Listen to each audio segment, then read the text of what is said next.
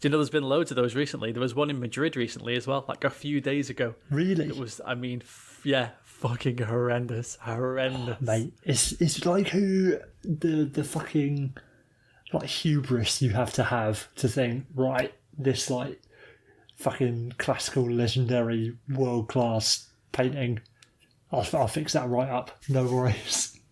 It's just mad. But I also feel like, who's the person who's commissioning these people to do this work for them? Have they not looked at their previous jobs and been like, what the fuck is that? Like, why is the sky pink on this one? Or even, like, ignore the artist completely. The previous instances of people trying to touch up these fucking relic paintings. Like, I don't give a shit who you are. Yeah. It cannot be done. Yeah, it can't be done. Just leave it looking drab and not as colourful. It's fine. We'll just accept it as it is.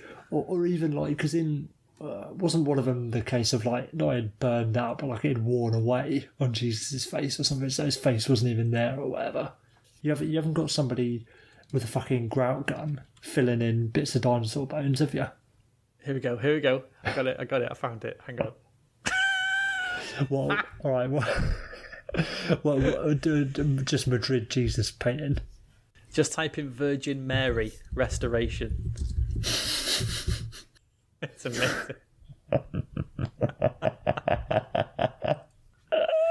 Oh god! I love like the twist. Yeah. Oh, wait. So hold on. Have there been 2 restoration attempts of the same painting? And both are as bad as each other. No, I don't know. I think that's a discredit to the top one. I like the second one. The bottom one's proper To like. be fair, yeah. At least the top one, the person's like the Virgin Mary's actually looking the right way. Fuck it, let's go straight on. Like, oh my god, Unbelievable! Isn't that unbelievable? Fucking amazing. Love it. It's beautiful. All right, let's get on. Welcome back, folks, to Brits One Puck. I'm your host, Mr. Intangibles and a mask wearer, Dan Masters, with my good friend, a man who angered 2 Brits One Puck goal expert Paul Campbell, and a man who enjoys painting restoration. Will Everett Human. Will, how you doing? I'm doing all right, Dan. I feel like I've aged a year this week. It's been a tough week. Okay. So specifically on Monday, it felt like I'd aged a year. I woke up and I thought, I feel a year older today. Was it by any chance your birthday on Monday, Will? Coincidentally, yes. Yes, it was my birthday on Monday. It was. Another year older. A belated happy birthday to yourself from me. I didn't wish you happy birthday for 2 reasons. 1, I didn't know. And 2, be honest, I really don't care. So I wouldn't have even if I did know. I probably wouldn't have done. There's 2 birthdays I care about, and that's my wife's and my daughter's. That's it. So you don't make that list yet, mate. Sorry. That's all right. The only ones that you're sort of morally obliged to feel any sort of emotion towards. The first thing I'm going to start with this week, just quickly. Did you get into this whole everything is a cake thing? Did you see this the other day? If I see another fucking thing that's a cake that ain't a fucking thing, fuck it. How do you mute that? What words are you looking for on Twitter? How do you mute fucking video content? When it happened, there was 2 things that occurred to me. 1, my age is showing, as I just don't get this. This might be a thing where I finally at that point where I'm just like, yeah, I don't get it. I don't get what's happening. And 2, we live in such a fast-paced, what do you call it, kind of McChunk world that memes are seemingly created, catch fire, and die all in about 2 days. I was going to say it's a 48-hour span. But then insane. Some memes do make it into legendary status where you still talk about them like a couple of months later. But yeah, there is not many though. No, very very few, and thankfully, not the fucking shit that ain't a cake being a cake. Like it's very impressive. It's very impressive. Baking, decorating. I don't know. Like to. Did you just say bakery? I did say bakery. I did. To go alongside buildering and bricklayering. Buildering, bakering, playering. I've been decorating a cake. I'm a painter or a decorator. But it's, fair play. That's a lot of fucking nous you've got to have to think, right, how can I make this icing look like raw chicken breast? How can I fucking do that? But it's like, where are they all coming from as well? Like, there's got to be a fucking stockpile of these videos somewhere. Like, you're not telling me that the first one popped up, whatever it was, and then every world-class bakerer from the Great British Bakerer off was like, bosh, let's make a fucking tin of soup out of cake. It's fucking... Yeah, God knows. I can't even get my words out straight because it just pisses me off so much. I've got no fucking time for it. Let's move on to hockey matters then, before you get really angry. I think it was... if they drop the fucking puck for the first game back of the play-in, and then Wes McCauley just leans down and chops it in half and it's a fucking cake, I'm going to... You know the video of that geezer... He's watching the footy and he fucking throws the telly keeps going off because somebody's like hijacked the remote or whatever. Yeah. And he lobs the MacBook for it. That's going to be me. I think it's fairly low percentage chance of that happening, but if it does, mark my words, I'm going to have to buy a new telly. Do you know what though? Conversely, if Wes McCauley drops the puck and then bends down and takes a bite out of it and it's a cake, I will forgive the NHL for all their past transgressions. I'd be happier. I'd be so happy with that. I'd be happier if he takes a bite of it and it's not a cake. It's just like just a power move. Wes McCauley's He's not Jaws from James Bond. Maybe he is. I haven't seen Wes McCauley's teeth up close. Good point. Never seen them in the same room together, do you? You never know. Fucking, if we can just pause on what a fucking legendary idea for a villain that is. We're going to get a proper tall geezer and he's going to have metal fucking teeth. And he's going to be the scariest geezer you've ever fucking seen. There you go. Do you know what it is? It's one of those ideas that just writes itself when you think, I'm sure I could have come up with that. Why didn't I come up with that? That seems so obviously simple. He's a fucking unit and he's got metal teeth. Yeah, sold. Brilliant. Let's go. It's having the stones to not discard the idea as soon as you think of it. It's like, nah, I can make this work. I'm a good enough writer that I can just... All I need is a tall geezer with metal teeth. It's either having the Allens to go through with it, or... You're just an absolute fucking nutcase who was just throwing stuff out there. You're on your last legs and you were like, how about a big guy with metal teeth? And everyone in the room went, oh, you've done it. He's pulled out the bag, everybody. There we go. That's how we pay him the big bucks. Like, yes. Was Irving Welsh troubled with substance? I feel like he was. He must have been. He's of the era where everybody, if you're writing a book, you got to have something to fill the time, haven't you? Yeah, it's true. Come on then, what you got for me? I thought it was quite funny after last week, and we said you never get rumours if this player wants to get traded or this player might be going somewhere, and there never seems to be this kind of trade, kind of rumour mill going around in hockey. And then out of nowhere, the Brock Boeser trade mill gets a chunk of grease thrown on it, and all of a sudden, like every single kind of beat reporter's talking about how the Carolina Hurricanes can fit Brock Boeser into their team. And I'm like, where the hell did this come from? And then I realised that obviously, with the stagnant salary cap over the next couple of years, teams such as Vancouver, who are going to have to sign quite a few good players to some quite large contracts, such as Quinn Hughes and Elias Pettersson, are going to have to do some jiggery pokery. And maybe some kind of future star players or very, very good players are going to have to be moved around. Can you see him getting moved anytime soon? I mean, I can see it. It doesn't mean that he should be at all. The Canucks are in a perfect position, as we've known for quite a few years, where they've paid a bunch of players fucking far too much money. They've got so many players. Nobody's on a massive contract. Their biggest contract in the entire team is $6 million. That's shared by Alex Edler and Louis Eriksson. But it's the fucking Jay Beagle and Antoine Roussel at $3 million a pop. It's Tanner Pearson at 3.75, Brandon Sutter at 4.375. Like, it's fucking too much fucking mediocre for more than mediocre money. I get that those contracts aren't easy to move, especially like Louis Eriksson at 6. But fuck me, if you've painted yourself into a corner where you have to trade Brock Boeser, who's at a decent cap hit, it's fucking moronic. The word is they want to trade Boeser so they can pay Tyler Toffoli, who's fucking 5 years older and 5 years shitter. 5 years shitter. I'm not being funny. Like, you are going to pay Tyler Toffoli at least the same money as Brock Boeser because he's fucking UFA after this year. So 5.875 for Boeser. If you're trading that to then give that money to Tyler Toffoli, you're a fucking mug, Jim Benning. You are right. But I can't remember where I read it, but I did read a good point on this, is that if you do trade Boeser, you're going to get a really good return on it.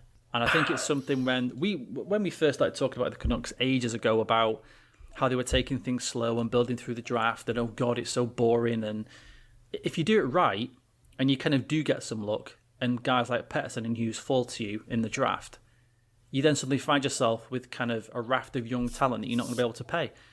So if you can trade away Boeser then for a great defenseman, or maybe, real high-end picks, it's an okay position to be in, because you're going to get a better return than you would if you just let Tyler Toffoli go. I get that, but then my two issues with that is, firstly, if you're probably not going to get Brock Boeser back in that trade. Do you know what I mean? You're almost always going to come out worse off by trading a good young player. And secondly, like, Brock Boeser's not the level of player that you trade away to pay your other young players.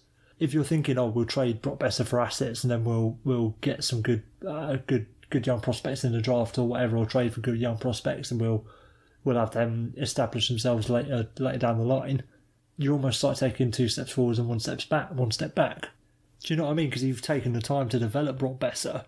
He's still only 23, and you're finally reaping the fruits of that patience that you've had that has been lauded by a lot of people, and now you're just going to dump him to do what? It's not a dump though, is it? Like you said though, if you can't convince Lou Eriksson to terminate his contract, or you can't get a trade for, I don't know, like you say, Jay Beagle, Roussel, fucking Brandon Sutter, what else are you going to do? Then you go into Quinn Hughes and Elias Pettersson and probably Jacob Markstrom saying, could you kind of do us a favour? And they're going to look at other guys around the league and be like, no, I'm not. So then what do? You have to trade away then the best thing you've got to get the most back to at least get something. Yeah. You can't get rid of anything else. Yeah, I do get it. But I will refer back to the quote that they want to re-sign Tyler Toffoli. And if they trade Boeser and re-sign Tyler Toffoli, you've made the dumb decision, because Toffoli can take 4.6 off your cap at the end of the year for nothing. You don't have to phone up John Jaker and be like, look, bruv, what I'll do, what I'll fucking do, I got fucking 8,000 V-Bucks with your name on it, mate. All you have to do is take Louis Eriksson off my hands, convince him that he wants to golf. Do you know what I mean? Like, they have a bit of an out. Fair enough if they want to go extreme and not re-sign Tyler Toffoli and trade Brock Boeser. Fair play, that's acceptable. But if you trade Brock Boeser and then re-sign Tyler Toffoli, you are dumb. Yeah, I agree with you. I agree. In my it'd be madness. But I'm just having a little look. Yeah, buying out Eriksson doesn't really help you. There's got to be someone you can fucking buy out. You've got to be able to, surely if you buy out Brandon Sutter, that's gonna sort you right out. He's only got 1 year left on the contract. Hold on, I've broken cap friendly here. Clearly do not know how to. Here we go. Yeah, mate, buy out fucking Brandon Sutter. It'll be 2 million next year and then 1.2 million the year after. Fucking buy him out right now. Or just for some reason, at Lou Eriksson. I mean, come on. But yeah, problem with Lou. One of the king snakes. If you buy out Eriksson, he's like 5.8 million this next season, which doesn't help you at all. If they're talking about immediate help, if you don't re-sign Tyler Toffoli and buy out Brandon Sutter, that's Brock Boeser's cap hit right there that you've just taken off. And arguably, you get 2 fucking rookies in there and you'll be fine. You're paying guys $3 million to play on your fourth line to put in like 8 minutes a night. It's fucking moronic. It's utterly moronic. I don't get how those contracts were like sold in the first place. Because what you're saying, best case. We talked about Jay Beagle when he got signed, didn't we? We were like, what the fuck are they doing? It's like best case scenario. You've got 2 very old third liners who are probably still replaceable for fucking $3 million a pop. That's not it. All this talk of Boeser having to get traded because of a stagnant salary cap. I am all in on the salary cap not changing now. Oh mate, fucking I can't wait. Love it. It's gonna make things very interesting. Veins. It's amazing. And the Canucks are a team I wouldn't have thought as being a victim of that immediately, sort of thing. Yeah, but I mean, maybe they're looking down the road. I know, because I know that when we talked about Taylor Hall, I know like maybe he lands with the Avs or something like that. It's fine to say that now, but looking further down the line, the Avs are going to have to re-sign a chunk of players. I mean, if you're looking 2-3 years down the road, and then you take on Taylor Hall for 6 years or 7 years or whatever, for a chunk of change. When are you thinking, oh, hang on a minute, I've got to re-sign Nathan McKinnon. Landeskog's going to need a new deal. Fucking Cale Makar's going to need paying. Well, like, what are we going to do then? Yeah, those are the big ones. I mean, you got to do Burakovsky this summer. You got to do. Have you got to do Cale Makar this summer or next year?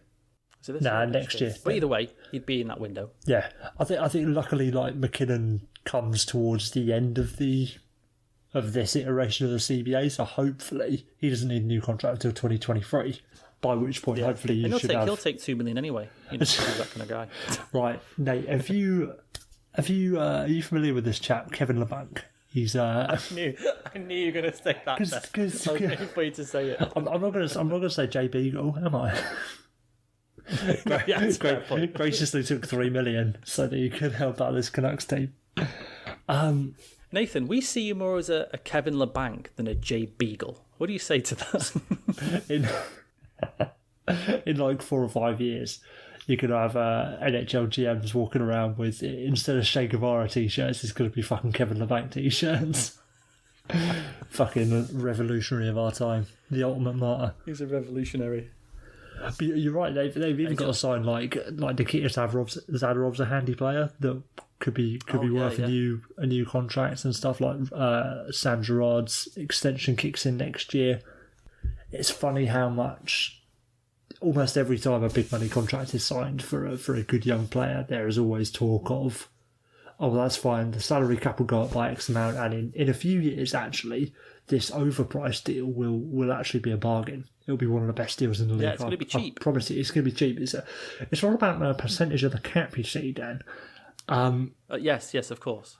But, yeah, a stagnant salary cap for a while... I mean, at least 3 years, it's going to mess some teams right up. And do you know what? If you want to convince me that COVID-19 was a way for Gaz Bettman and Bill Daly to keep the salary cap as it is, I could believe it. I could believe they went over to China and helped concoct it or something. Been playing a lot of exhibition games over there, haven't they? Oh my god, the pieces fit. The pieces fit. Oh my god, dude. Yeah, you're right. You just need one photo of Gaz and Bill on like an off day visiting whatever attractions there are in fucking Wuhan district.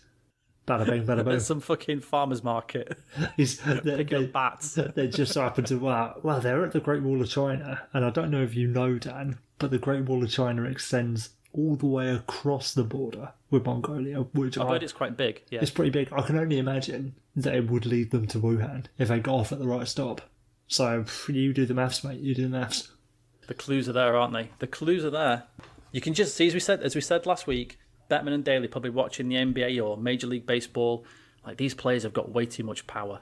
They've got way too much power. We can't have it taken over our beautiful game where they play for the logo on the front instead of the name on the back. What are we going to do? How are we going to stop them making all this money? We can't have our players making more than $15 million a year. That's insane. And they just start to get the first trickle of reports of maybe something going on in China, and that's it. The NHL has scheduled preseason games in China this year. What a coincidence. There we go. Something I hadn't necessarily thought about as far as the stagnant cap is concerned. It's not just teams who are right up against the cap with, 90% of their team is locked in for big money deals and it's, they're not going to have room to re-sign players. There are going to be some teams that are sort of not maxed out, but they've got a lot of big contracts and also have a lot of roster turnovers to deal with. So while you might not be in cap hell, you aren't going to be able to improve your roster as much as you anticipated. And the team I'm specifically thinking of is the Arizona Coyotes. So they've got a few players coming off, Taylor Hall specifically, Carl Soderberg, Brad Richardson, but a couple of D-men, well, quite a few D-men coming off the year after next. But then they're still going to have to rebuild those teams, and they've got things like Clayton Keller's extension kicks in next year. Jacob Chikrin's locked in long term now. They're going to have to pay Vinny Hinostroza, Christian Fischer. There are a lot of teams, unless you've got the bulk, like pretty much 99% of your squad locked up under this cap hit, under this salary cap for the next 4 years, you're going to run into some sort of issue. Yeah, so I went onto Cap Friendly and I noted down all the teams, and then how many players they've got signed for next season and at what cost. Mm-hmm. Now, again, there's always obviously the jiggery pokery. Shout out to Kyle Dubas and his Excel spreadsheets doing the LTIR thing and all that shit. But the Yotes are the team. They've got 17 players signed for $80 million already for next year. God, mate. I love being right. And the other, what was it? The other two was obviously the Leafs regarding their jiggery pokery and whatever. They've got 16 players signed for $77 million. And the Lightning have got 15 players signed for $76 million. The Leafs are going to have to sign, 8 players for fucking $4 million? Yeah. Well, they've got two defensemen signed for next season. Oh, yeah. So far, if memory serves. Yeah. I think you're... No. That is unfortunately incorrect. They do have 3. No, sorry, no. 4. Oh, okay. 5, 6. They've got a 6. They've got a 6. Oh, okay. They do have a 6, which isn't too bad. Morgan Riley, Jake Muzzin, Rasmus Sandin, Kalle Rosen, Martin Marincin, and Justin Hull, which isn't the worst 6 you could get, to be honest. But not ideal. Definitely not ideal. No. I don't know, a top 4 of Muzzin, Riley, Sandin, and Hull. I could see it. It's worse. It's better than some top 4s out there. I'd rather that than the Kings defence, or the Red Wings defence, or just name any of the teams in the fucking in the top 5 of the draft this year. Yeah, also true. Yeah, it's going to be interesting.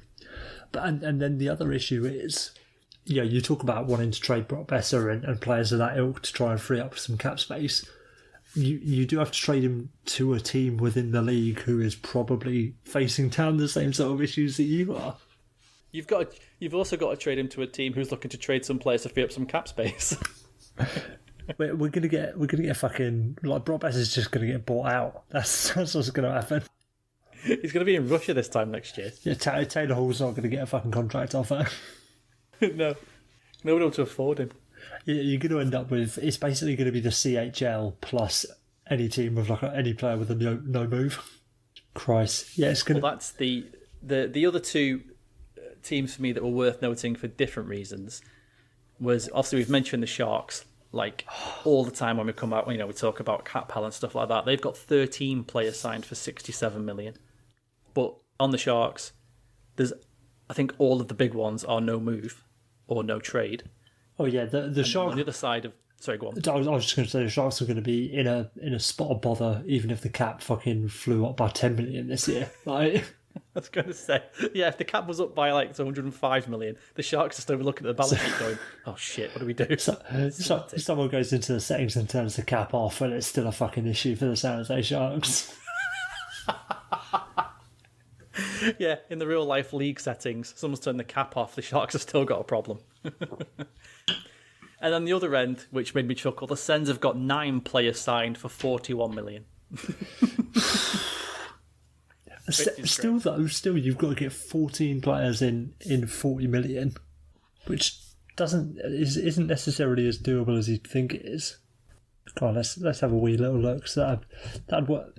Oh, 2.8 million per player. Yeah, you should be able to do that, really, shouldn't you? I would think so. You could almost have an entire lineup of Jay Beagles for that money.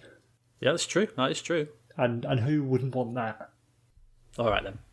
Should we start the show? Yeah, we probably should.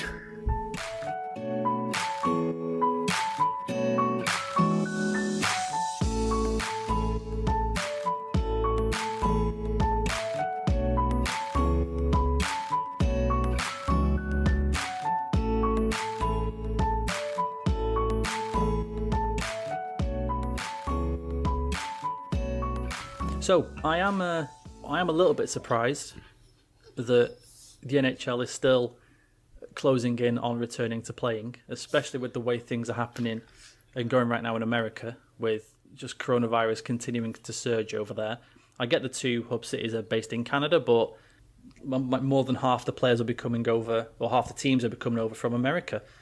And I just think I don't actually think they care that much about obviously the players or their health and well-being, and it's just more about, okay, we have to get this sport on TV because I think there's a back end thing to do the TV contracts. I still firmly believe that. You can almost picture the boardroom meetings with, Bettman and Daly and whoever else, where someone raises the point of, it's still a big issue with Corona, and what if a player gets ill? What if God forbid a player dies? And somebody just turns around and says, yeah, but we have to try. That's what it reeks of. It reeks of, I don't give a shit what the risks are. We've got to fucking try and get this done for whatever reason, which is an issue with the economy anywhere, and that's what, like you say, it's the money that drives it. The TV deals, the contracts and stuff like that, the business deals, it's all anything that's the NHL is part of the economy, whether you think of it as a larger global economy, the US and Canada economy, or just the economy of the NHL. Their bottom line is very important to them, as it is to many other businesses at the moment, which is why you've got people going back to work without adequate PPE, without adequate support systems in place, or whatever it might be. And the NHL is ultimately, as we've said before, a place of work. We can't lose sight of that. It's a fucking workplace. And that's what it boils down to for the higher ups. There was on the other side of that, as I do like to try and put both sides of the argument in, there was a basketball tournament played in America over the past few weeks. I think it was called TBT or something like that. I don't know what it is because obviously I don't follow basketball, but they did the bubble thing and it did work. Everybody who was then tested, everyone was tested, retested, and the cases just kept going down and down and down and down and down, and they were fine. But these are, as far as I'm aware, these are college kids. These are not the pros. Now, on the other side of that, the NBA players arrived to their bubble this week, and it looked like something out of a kind of a dystopian future. They were putting on their hotel rooms and stuff like that, and these are guys used to live in, obviously, the higher end guys used to live in on basically their own kind of in their own town with God knows what on it, and gigantic garage and 17 bedrooms and all this kind of thing. And these players turning up to these hotels just sort of saying, what is this? What the fuck is this? Because it's literally just like a mass of Premier Inns and those kinds of bedrooms. Fucking yeah. So a few days after, a young lady puts on Twitter that she's already been invited into the NBA bubble by one of the players to come and have some fun, sexy times. And I know that we all like to believe these hockey players are virtuous, good hockey boys, but I can guarantee you, there's going to be some young ladies and even some young men in some cases being snuck in and breaching that bubble. Yeah, without a doubt. I mean, I think you know just as well as anyone, Dan, that we don't necessarily think that they're virtuous young gentlemen, these hockey boys anymore. And no. I don't know if you saw there was a story that floated around this week. I don't know if it's new or whatever, but it's new to me this week, about someone sharing their experience with some players on draft night and the draft weekend. Did you hear about this? I did not see that, no. Please enlighten me. So, I mean, a lot of it's idle gossip, but I think it's interesting and indicative of the mindset of a lot of these players. So it was basically a girl sharing her experience of being in contact with a number of players on draft weekend, however many years ago, I don't know which year, it didn't say. But she had shared these strings of texts where these players are basically coercing her and to bring friends to the hotel room, bring alcohol or whatever. Oh, don't tell anyone, don't let yourself be seen, make sure you keep the booze in your purse or whatever it might be. I'll turn up at 12 o'clock when our minders are gone or whatever it might be. And if that's the sort of attitude and power you feel you have to wield before you even get into the league, I'm sure there's plenty of that sort of attitude towards it nowadays once you're a superstar and you're a millionaire and this, that and the other. Even if you're not a fucking superstar, I think, there were a lot of issues with people deriding the NBA players specifically for having, potentially having partners come in to break quarantine, to break the bubble, and that was perceived by quite a few people to be quite a thinly veiled racism, or at least Well, that's what it is. When you are comparing the NBA to the NHL, and you have the NHL as a white knight and the NBA as or the party league or they're troublemakers or whatever, that is fucking racism. Like, if you don't believe it is and you hold that opinion, you need to look yourself in the mirror and think about why you have that opinion. Why do you think that a predominantly black sport is, more troublemaking or more party going than a predominantly white sport? Like, sincerely think about that yourself. But like you say, it's going to be a problem in the NHL as well, without a doubt. For any league that's trying to run this kind of bubble system, this is ultimately young men who have a lot of money and a lot of power socially that will be bored. And like you say, will be living in conditions that they're not used to. Be that the actual quality of like their hotel rooms or whatever, or just the restrictions that they're under. Because I'm sure that even now, under like a lockdown, they're still relatively doing whatever they want. They just might be wearing a mask when they're fucking doing it. Like the realities of the bubble are going to be a harsh wake-up call for a lot of players, and I don't think many of them, like you say, are going to accept that. It is super interesting. I really, really, really want a prominent NHL player to break the rules to see what would happen. I really want it to happen. I just want a picture of. Let me think of somebody that's not going to cause any inflammatory, like, everything. I've got somebody. Who would be a good player? Who's a borderline superstar? A superstar in their own right in a lot of ways, especially in their own market, who potentially has a history of allegedly breaking the rules. I know what you're saying. I don't want a player who's got history. I want a player kind of maybe out of nowhere. But a person who's like, he's a good hockey boy, but out of nowhere, he just gets snapped out with not his girlfriend or something at like a Chuck E. Cheese or something like that, just on a random Thursday. So, and he should be in the bubble. So who would be a good player for that? I can't think of one. What you want, Dan, is a historical reenactment of the Koozie video starring Nathan McKinnon. Yes, perfect. There you go. Yeah. McKinnon sat in a room, but with sort of 17 people, none of which we know who they are. It's like male or female, doesn't matter. No Colorado Avalanche players or staff there, and it's him. And they've clearly all been out somewhere and come back, and now they're just doing like massive lines of Charlie. Because I'd love to know what would happen. I would love to know if it was like one of the golden boys of the NHL. Are they just going to be like, oh shit, what do we do? Are they going to try and like sweep it under the rug, or the situation, not the drugs, obviously? Are they going to try and sweep it under the rug, or do they come out and make an example of it? I'd love to know. They haven't set any rules for like, if we catch anyone breaking lockdown, then X, Y, and Z, have they? I thought they did.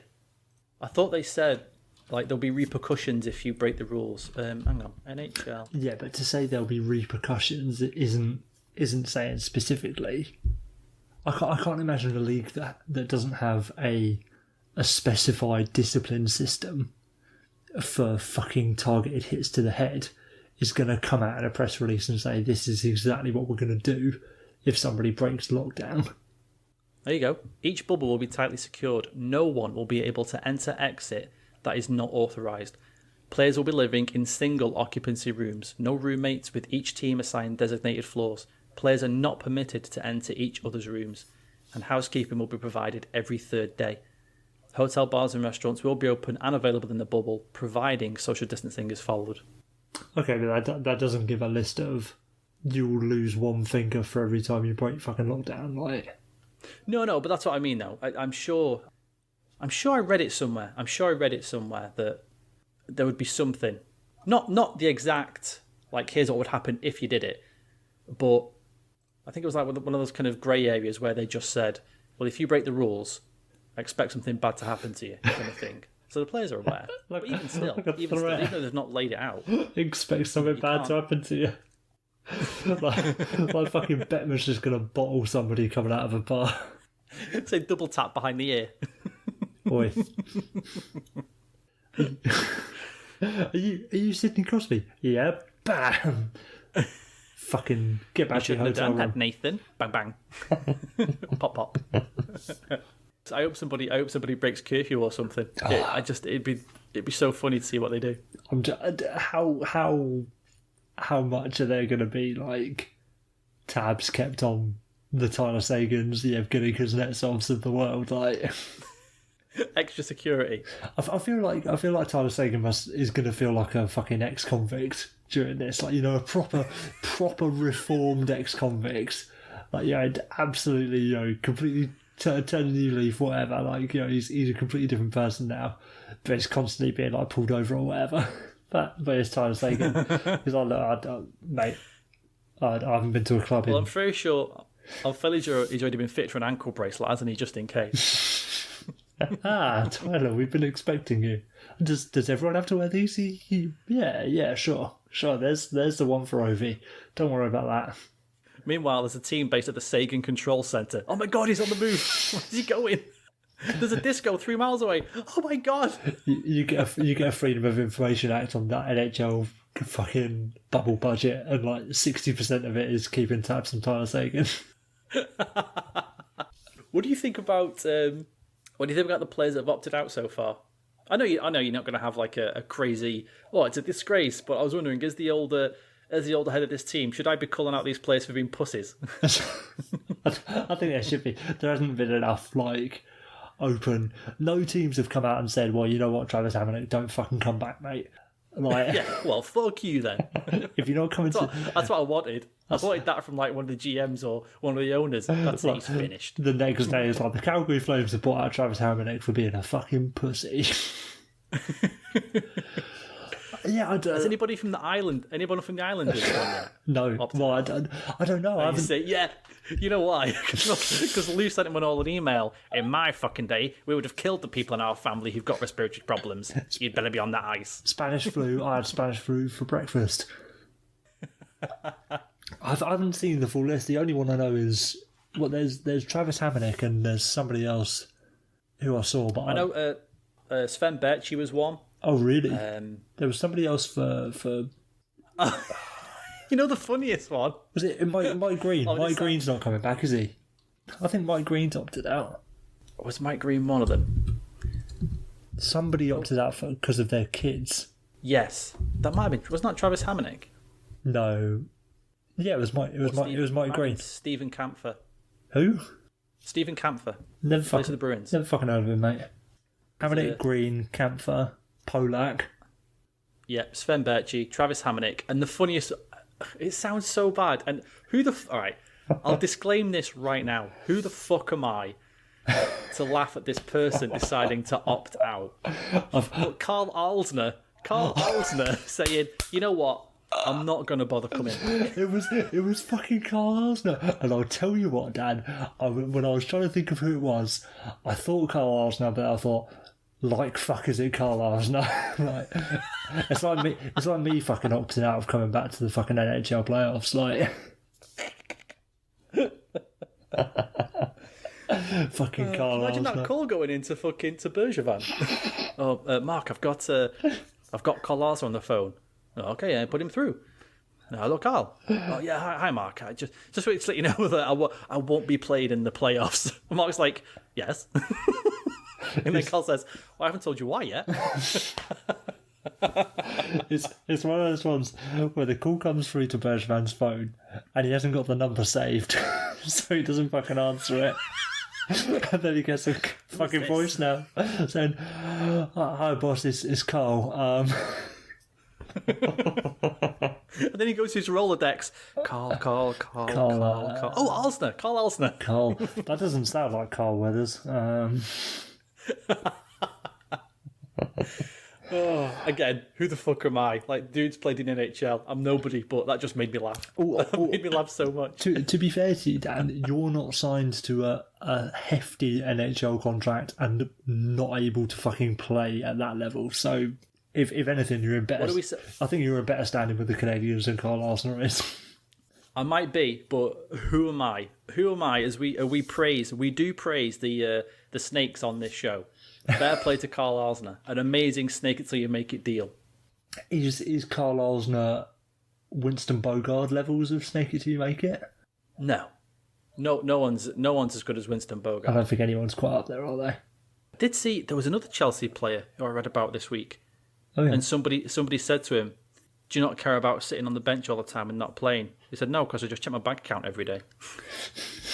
Like, yeah, okay, fair enough. I can't argue with that. Fucking you win. Well done. Mid game, like, let's have a look at the old NWL OLB app. Don't worry about that. Yeah. Fucking hell. Good on those players, though. I really didn't think there'd be any. I genuinely didn't think there would be a single one. Yeah, like, I'm actually really chuffed for those players that did that. Good on them. Yeah, especially the ones that would have actually played. Like, that's really fucking. That's powerful. And I hope there's more. I hope there's more. Like, I sincerely hope that every player that takes the ice during these, the preliminary rounds of the players themselves wants to actually fucking be there. I hope nobody, and that's not to say that I want everybody to feel that way. I just want everyone to be comfortable. I don't want anyone out there thinking in the back of their mind I don't want anyone in two minds about it. I don't want anyone worried about what's going to happen.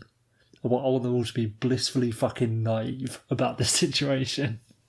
I think regardless now of a medical kind of issue in the family that suddenly arises, or like a baby being born or something like that, I think that's it. Because I think once one player did it, it gave everyone else a chance to go, oh God, yeah, I can do it, I'll do it. And I think they would have done it already. Yeah, and I think... So that's it. I think that's your list. Where camps have started now, nobody's going to rock up to camp day one and then like 2 days later be like, now I'm going to go. Yeah, exactly. On the eve of the playing round. Yeah, do you know what? I think I'm not going to bother. I don't feel up to it. Yeah, they're not going to do that now, so... Only 6 players, though, as well. And not to discount Roman Polak from that list, but like Roman Polak isn't coming back because he doesn't think it's worth it because he wouldn't play. So like it's a little bit different for Roman Polak. So for 5 players, strictly on health reasons, to not come back, that's still a very small percentage. That's fucking less than 1% of the league. We are on Spotify, iTunes, Stitcher, Google Podcasts, YouTube, and at parties awarding contracts to fake companies for PPE. If you could leave a 5-star review on iTunes or a review wherever you listen, that would be just spiffing. And as always, we're brought to you and sponsored by Wave Intel. We'll just get this out there now. Jason is a genius, and his patented player and team comparison charts can make you look like a genius as well. Not only that, but a raft of other data such as GM models and individual players worth to their team. Wave Intel online and on Twitter. Being smart, so you don't have to. Speaking of opting out, did you see the Twitter post about Sidney Crosby? And he kind of ran before all the camps even started. He was running a basically player-only camp where you were, let's just say, encouraged to turn up. No, I didn't see this. Who had he invited? Was it just him, fucking McKinnon and Brad Marchand again? No, it was Penguins players. He put either a tweet, like he had to DM the players or something like that, saying, "Oh, just letting you know, we're having a players only camp. It'd be great if you could turn up," kind of thing. And the first guy there was Malkin, and then the Twitter thing kind of said, "Well, then once Malkin turned up, everyone else kind of went, oh, for fuck's sake, I better go then," and that was it. Mate, so like they all went basically. Imagine being on the fucking Penguins. How much of a drain would that fucking be? Oh. Can you imagine? Like having the fucking swattiest kid in your class in your fucking group project.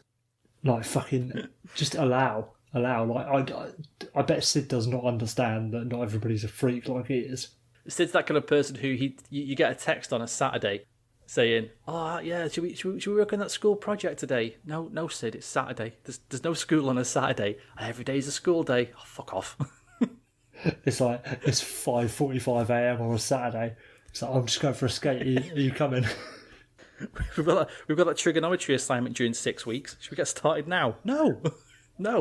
Sid, I want to enjoy my summer, for fuck's sake. At the start of lockdown, Sid rocked up at the fucking Penguins trainer's house and was like, "Oh, I thought we'd lock down together, if that's all right." Yeah, you're my bubble. That's it. Oh crap. Daddy, who's this man? Oh, never mind. He lives with us now. He's going to be training with me for the next 6 months. Just fucking doing pull-ups in the basement for 3 months. Yeah. It's like so it was like training camp but without any coaches. Yeah, it was like a players only, players led training camp type thing. Because I don't think I don't think it was kind of, you could word it as a training camp. I don't think they were allowed, were they? Maybe they were, but the way it was worded was kind of a, hey guys, we'd love it if you could come along and, do some drills with us. That'd be so cool and awesome and fun. It's not work, it's just fun. Definitely not. And Malcolm was the first guy there, and then obviously the old lads were like, we better fucking go then, aren't we? They're all Sid and Gino were there. They're all skating around in inside-out Penguins training jerseys. Like, no, this is not affiliated to the Penguins at all. Yeah, this is not a drill. Repeat, this is not a drill. Fucking Mike Johnson turns up to first day of training camp proper with the Penguins, and all the players are rocking around some proper fucked up like drills, and like they've completely messed up the system just because they've been doing like, right. Did you say this is what I think we should do? Did you say Mike Johnston then? Yeah, I said it because which Mike is the fucking, because I have Mike Johnson and then it's Sullivan. Fucking mate, you can't have two mics in a row with. It's fair. All right, yeah. Do you know what? Yes, they're wrong. Fair point. Fucking, like, how am I supposed to tell the difference between Mike Johnson and Mike Sullivan? They're fucking same geezer. How am I supposed to tell the difference between the guy who nearly ran Sid and Gino into the ground or the guy who then got them 2 cups back to back? How am I supposed to tell? Oh yeah, I understand the difference between the careers, but forgive me for making a faux pas when you've got two. I'm not having this fucking argument. I don't need to apologise. Because I don't need this. I don't need this. The fucking NHL's coach hiring policy is so stringent and fucking shit. It's like, oh, MJ was the last guy. Who's the next guy alphabetically in my fucking Rolodex? So I better just invite him. You know why you're getting angry, don't you? You know why? Because I've made a tit of myself. Yeah, because you're a year older and you're starting to forget things. So you just get angry. It's setting in, mate. It's already started. I told you. Every year now, that's it. It's just a slip. You're just a year closer to death. That's all it is now. They say another year older and another year wiser, but they never tell you the severe trauma that the human psyche undergoes by taking an entire year's worth of wisdom in the space between 11:59 the day before your birthday and midnight of your birthday. Yeah, it's like Neo plugging back into the Matrix, but you're not. You're not the one. You're not equipped to fucking deal with that shit. Speaking of optional training and drills and stuff, did you see that the Maple Leafs were using official refs at their training camp? Oh, what a bunch of fucking losers! What would you need? Would you need a ref at a scrimmage for? The idea was they were trying to simulate games as much as possible. So when they were playing their drills, they were playing top six versus bottom six. So they even had music before face-offs like they would in a real game, and they even had the goal horn going off for the goals. They were trying to recreate a game like to the absolute letter. So they had official refs there at the training camp, and then the league went, well, you can't fucking do that, can you? So that was it. So now they can't. But they did it for a day, and then the league stepped in and said, well, you can't do that. Yeah, good. So, I hope the league stepped in, not because of health and safety or whatever, and said, nah, don't do that because that's fucking stupid. You're not allowed to do that because it's fucking lame and you're making us look like a bunch of dickheads. I'd like to think they did it for health and safety, but I'm sure it was more just because of the sporting advantage. That's not very double-hard of you, is it? Fucking hiring a ref for your scrimmage. Jesus. How will I get the idea of trying to recreate a game situation or whatever, but seriously, if you're that fragile, if your performance is so fragile as an athlete that you need to have the fucking ancillary shit recreated in your practices to then be able to to transition back into a game situation, maybe you shouldn't be playing in the best hockey league in the fucking world, should you? You know what happened, don't you? You know what happened? Go on. Matthews missed a shot and said something like, well, of course, because there would have been a fucking ref there. So what am I supposed to do? And it became a big thing. So then Sheldon Keefe was like, I better get some refs in then. Keep this guy happy. I was trying not to hit the hypothetical ref. Yeah. So they've still got refs, though, because now the coaches are playing the parts of referees in the games. Oh, my God. I knew you'd love that. Fucking hell. I knew you'd love that. Come on. What, are they trained referees? Have they done their reffing badges? I don't think so. No, I didn't fucking think so. I will say, as a Schneid move, if you say that you're doing it to recreate games as well as you can, to get the players as ready as possible, but really you're doing it to keep the refs sweet and keep them on your side, I'm all for that. That's a great move. Did they have proper, like, actual NHL rostered referees? Yeah. Wow. Well, that's how I read it. They had, like, official refs there for a day until obviously the NHL stepped in and said, no, you can't do that. So if they're proper NHL rostered referees, that's actually quite fucked up. Like, to have refs working directly with the team, like, that's not on. But I'd imagine it was just, some local fucking, like, the equivalent of David Ayres. Do you know what I mean? Like he's done his. It'd be the EBER. Yeah, emergency backup referee. You don't have those, do you? Not enough. That's the one thing that the NHL's missing. It's more referee injuries, I think. Hey, dude, you know Dubas and Keefe are like referee drills. Maybe that's the wave of the future. That's what we've not been doing, have we? Referee drills. Yeah, don't worry about fucking passing plays or whatever. Like, we're just going to train you all to be refs, and then you'll understand the game. If you can understand the rule book, you can win a hockey game. Fucking. I'm just trying to see now. Were they official NHL referees? I can't imagine they were. I can't imagine it. Yeah, but thing though, Toronto are in their own bubble because they're one of the bubble cities. So the referees must be there. There must be refs there. Yeah, but because they have to be. Mate, imagine fucking Mike Dean. It would make sense. Mike Dean rocking up to Man United training. Like, that's not fucking. That's not. Well, he wouldn't do that because he's a Tranmere fan. But whatever. How do you know? Is Mike Dean actually a fucking Tranmere fan? Yeah, he is. How do you know that? Did you not see in the FA Cup last year, Tranmere beat somebody like higher up? It may be a championship team or something to get to like the fourth round. What, Mike Dean was ref? Who was in the crowd stood on the bars like an absolute fucking full-on yob. Fucking Mike Dean. I'm not kidding. Mate, that's fucking legendary. Isn't that amazing? Here he is. You got it? I think I'm fucking... There you go, I told you. Mate, what a fucking legend. What a fucking... Absolute legend. Alright, fair play. Mike Dean's now my favourite referee.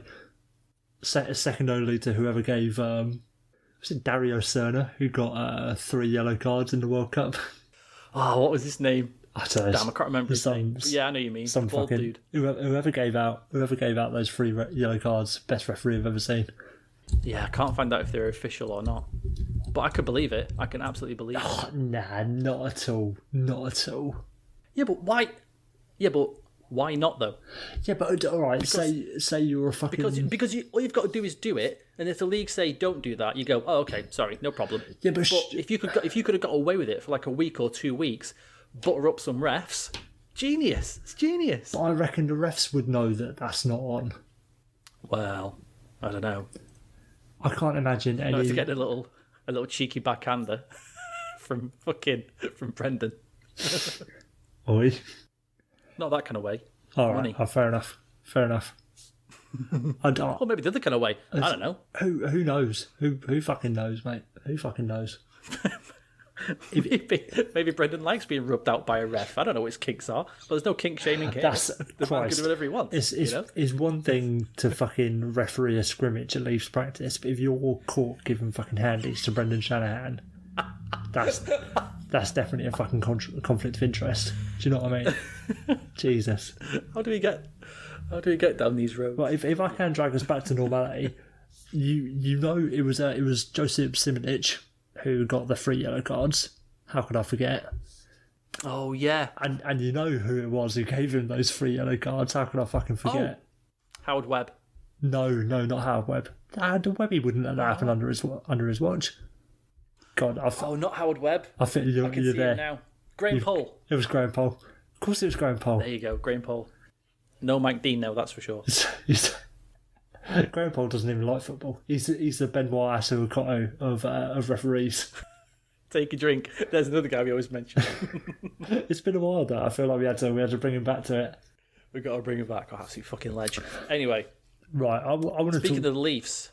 I was going to say I want to talk to you about Jack Adams because I didn't even realise that the nominations have been put out. So I have seen there we go. The nominees during the recording of this podcast. I did want to mention first. Have you seen the nominations for the Lady Bing Award? I didn't know any fucking nominations were that. And would you look at that? Oh, you're kidding! I've just looked up, and I see a little link on the side. Right, don't look at Lady Bing Awards yet. No, I just have. Sorry. So to quote it verbatim, this is an award which a player is adjudged to have exhibited the best type of sportsmanship and gentlemanly conduct, combined with a high standard of playing ability. So, of course, Auston Matthews has been nominated for the Lady Bing. Mate, you only need to look at one of his fellow fucking nominees to see the lack of integrity or lack of understanding of the definition of either sportsmanship, gentlemanly, fucking hardship, whatever you want. When you've got a geezer who was nominated for a fucking commitment to hockey perseverance award after he fucking crashed his truck into a coffee shop while drunk driving. Of course the geezer who fucking sexually assaulted somebody at 2 a.m. was nominated for a gentlemanly conduct award. Of course he fucking was. I'm surprised Patrick Kane didn't win the fucking Masterton in 2016. Oh, God almighty. God Jesus almighty. Christ. Is Lady Bing one of those on and off the ice? It's not, is it? It's just on the ice. It's not, but that quote, because it doesn't say on the ice. No. It says an award which is a player adjudged to have exhibited the best type of sportsmanship and gentlemanly conduct, combined with a high standard of playing ability. It's the short... Doesn't say on the ice, doesn't say off the ice. So that alone should give you a clue. Hey, maybe we don't give it to one of those two guys. How about that? Especially for an award that does not matter whatsoever. Like, you are not taking any way... Even if... I don't know Auston Matthews' fucking stats. Even if he didn't take a single penalty all year, just don't include him. It doesn't look good. No. It's, once again, the fucking NHL can't get out of its own way with something as simple as an award based on gentlemanly conduct. How hard is it? How hard is it to screw that up? How? How can you do that? I'll tell you how you do it. You nominate Auston Matthews for the Lady Bing. That's how you do it. And Ryan O'Reilly, yeah. I mean, Ryan O'Reilly... Yeah, I mean, there's an argument that Ryan O'Reilly shouldn't be up for these awards ever again because he is a drunk driver. But, yeah, to have Auston Matthews in the same fucking season that he harassed and sexually assaulted a woman at fucking 2 a.m. And I forget the quote, but I'm certain he brushed it off as, just a bit of fun. That's fucking... with his gang of mates as well. His gang of mates. So it's like, 4 or 5 men surrounding a woman's car. At 2 a.m. For fuck's sake. And he's like, right, at 2 a.m. Is my arse, love. There you go. Yeah, that's really fucking cool, mate. There are a lot of good hockey players who do a lot of things for charity outside of the game. This award may not be based on that. I understand that. But just from a PR perspective, oh God, Shea Weber's donated all this money, or I don't know, fucking Roman Yossi's gone back to Switzerland and built this school, or I don't know, anything. As long as they're half decent on the ice, just pick those players. Just pick the players you've got no comeback on them.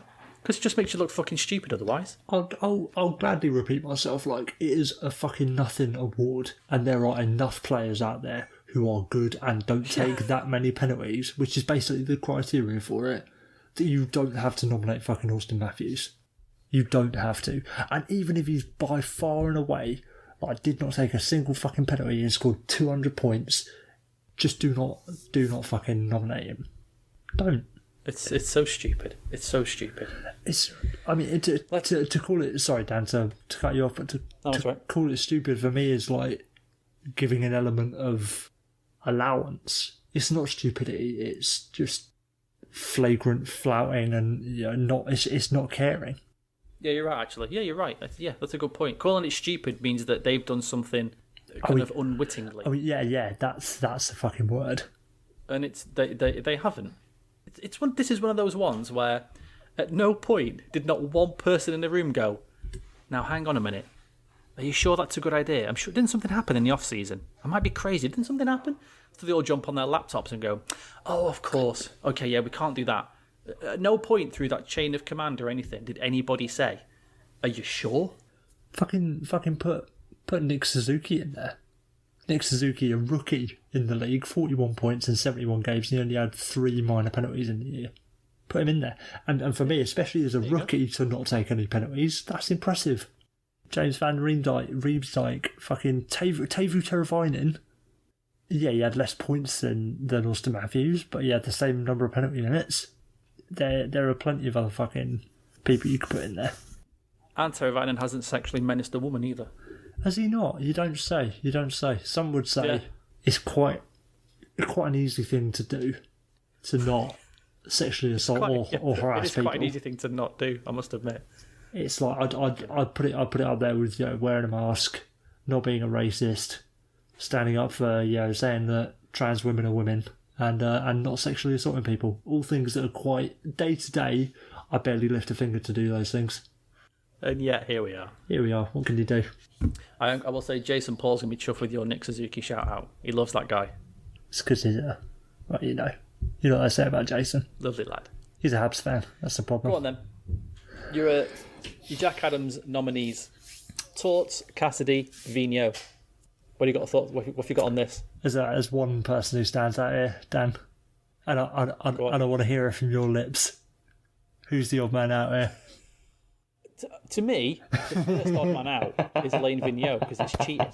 To me, just because he's got 3 heads, so he could have cheated. The three nominees should be Vigneault, Terrien, and Mike Yeo. Because in theory you've got 5 nominees for the Jack Adams. It's a very cheap way of doing it. Yeah, it's just cheating. Vigneault obviously being King Ghidorah, that's just cheating. You can't have 3 heads. That's not fair. He has 3 brains. Of course, he's going to be a good coach because he has access to thrice the knowledge. Dude, obviously, massive Bruins fan, but if Torts doesn't win this in a landslide, there's something really wrong. Mate, really wrong. And by the logic of previous Jack Adams winners, utter disrespect to Paul Maurice, no. Mate, my 3... Okay, it's tough, right? Because you can't... I mean, you can, but in a sport like hockey, it's tough to leave out the president's winning trophy coach. Yeah. It looks... I don't know how the hockey world would cope with it if you leave out the coach of the president's winning team. And to be fair to Cassidy as well, a lot of people forget that the Bruins are floundering before he took over. Oh, yeah. Towards the end of Julien's reign, things were not good. That top line was not that top line. And they were just... kind of wishy-washy, and Cassidy came in and completely turned them around. But if it was me, I would have picked Torts, I would have picked Mike Sullivan, I would have picked Paul Maurice. God, Mike Sullivan, yeah? Not Mike Johnston. No. Mike Sullivan, the current head coach of the Penguins. But really, Mike Sullivan, yeah? Yeah, okay, so I sometimes use a really good Twitter account. Shout out to @ManGamesLostNHL. The top 3 teams for losing players due to injury or illness this year are the Blue Jackets, the Penguins, and the Jets. That's...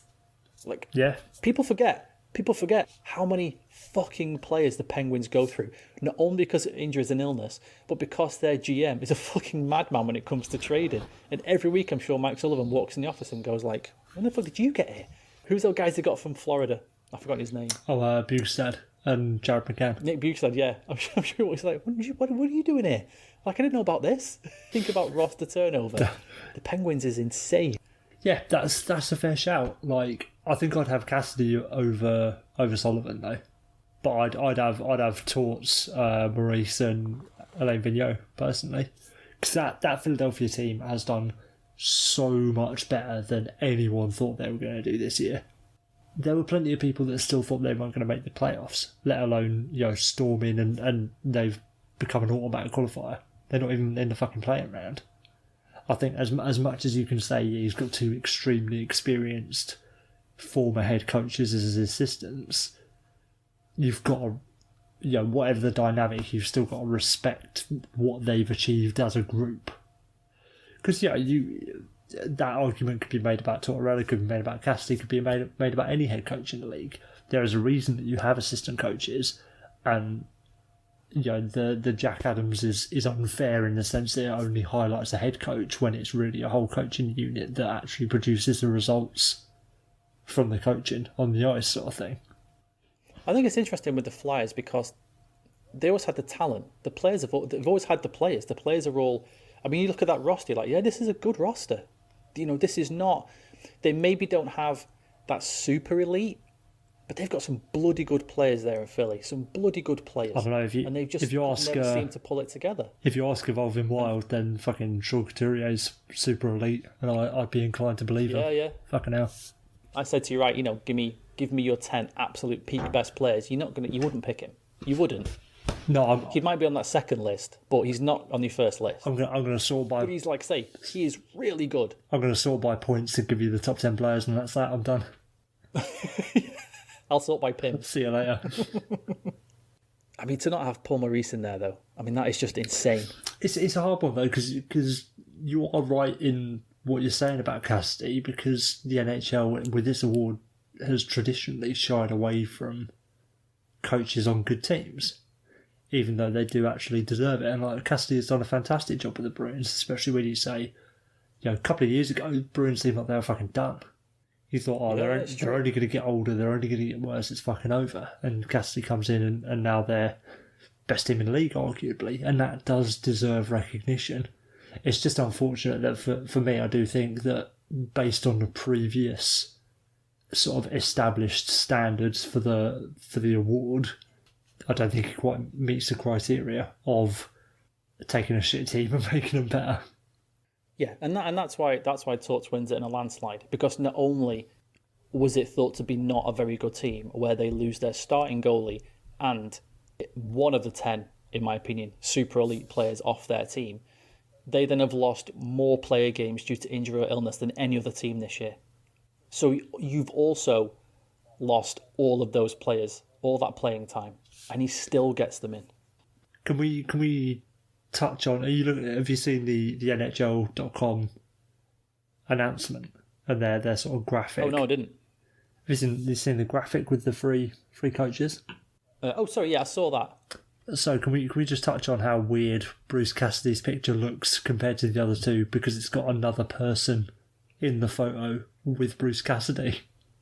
Does it really? It's got like fucking 40% of some woman's head next to Bruce Cassidy, and I can't get over it. The other ones is like, Torts perfectly central with just like a Blue Jackets jersey behind him, Alain Vigneault and ice, just him in the photo, and then Bruce Cassidy is like he's sharing the fucking photo with 3 other people.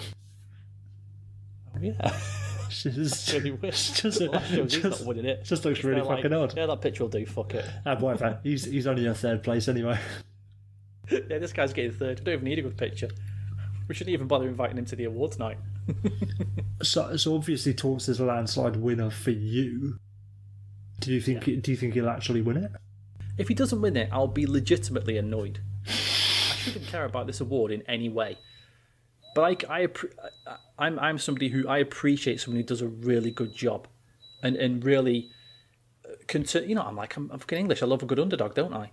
And like I said, you lose your starting goalie and a super elite player, and then you lose over 350 games due to injury and illness from your best players. And they've had everyone out this year, and they've just been finding guys and bringing them in and plugging them in and playing, and they've just got better and better and better as the season's gone on.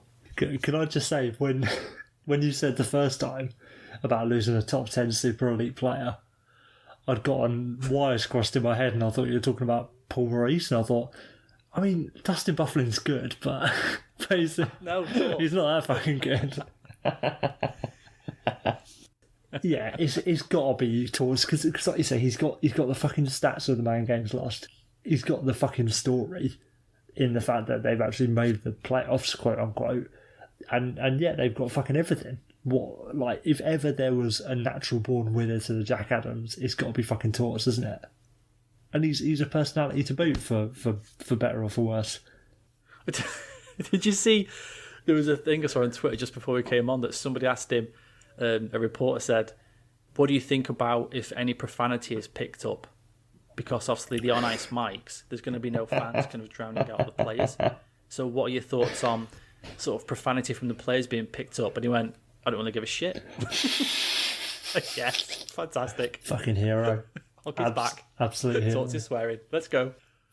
It's in the back of his mind, he's thinking, well, Duclair's off the roster, so they won't catch me saying the N-word, so yeah, I'm safe. Yeah. And then last thing, any thoughts on the Calder? Dominic Kubalik, Hughes and Cale Makar. Sorry, Quinn Hughes obviously and Cale Makar. Yeah, I was going to say I'm surprised that Olofsson's not on there, but I suppose it's a bit of a coin toss between Kubalik and Olofsson. But yeah, that's fine. Like the top two are obvious. It's a battle between Hughes and Makar, isn't it? The third place. You know what I want to see, don't you? I want to see a joint award because they can't decide. Mate. I'm impressed. Oh, make me sick. Make me fucking ill. Just for that kind of North American winner take all attitude, but you guys can share. That'd be so good. That'd be fine. You can share it. Who do you reckon's going to have it? Do you know what? I cannot call it. I know we did a cheeky little deep dive into Makar and Hughes, didn't we? Around about, God, when was that? I don't know. It feels like about 8 years ago. I was going to say it was this season. It was before lockdown. The consensus has been that Cale Makar's the standout, and that's it. And when I looked at the numbers, they are incredibly close, and you can actually make a case for either one. You know, one of them's better at this thing, one's better at this thing, and they do kind of play off each other. So I think they'll go Cale Makar just because he seems to be the consensus pick, but it should be a lot closer. Yeah, I think this is like the closest to. Yeah, it's not like a runaway and then like a token second place of maybe it will be so and so, and it's actually two really elite players. It's not just like this rookie was pretty good, this other one was pretty good too. Who do we decide between? Like these are two fucking difference makers on their teams. So yeah. It will be interesting. I think you're right. I think Makar will win it because he came out of the gate quicker than Hughes, so like he established a footing before Hughes did. Yeah, and because it's the lazy pick. I don't know if it's fair to call it a lazy pick because Cale Makar's still fucking really good. It's not like he's just the number one pick from the last draft. Do you know what I mean? Like, I agree, but I mean the lazy pick is in how much time are people really going to put into this decision? Are they just going to go, well, yeah, clearly it's Cale Makar? When really if they look at it closer, it should be a real tough decision. Yeah, it's like when people decide the Hart Trophy winner in fucking January. And it's like, yep, cool, whatever. Yeah. Don't worry about the rest of the season. That's who I'm going to go for. Yeah, I'll give you that. I'll give you that. Can we touch quickly on the Masterton? On the what? Sorry. On the Masterton, the Bill Masterton Memorial Trophy. Oh, sorry. Yeah, go on. I only want to talk about this because I want to talk about Stephen Johns because he's a fucking utter legend, and like it's a hard trophy because like it's the fucking tragedy trophy, isn't it? Like, who's had the worst tragedy this year? Let's give him a fucking award for it. And I think who's overcome the most adversity. Yeah, exactly. That's the definition again verbatim. The award voted on by members of the PHWA is presented annually to NHL player voted to best exemplify the qualities of perseverance, sportsmanship, and dedication to hockey.